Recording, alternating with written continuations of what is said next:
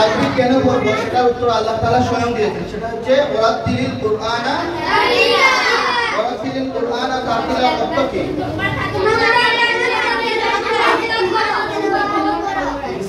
অর্থাৎ তারতিলের সাথে কোরআন পড়া। অর্থাৎ তারতিলের সাথে কোরআন পড়া।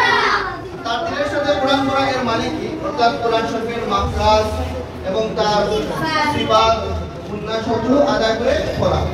তো আমরা জানি মাখরাজ কয়টা জানি সবাই? জি। আর কি হলো 29টি মাখরাজ 17টি?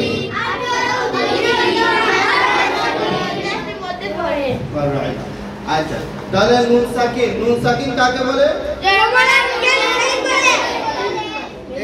এখানে কি লিখছি? এটা কি লিখছি? এটা কি লিখছি? এই নুনের পর যদি এরকম একটা চিহ্ন দেই, এটাকে কি বলে?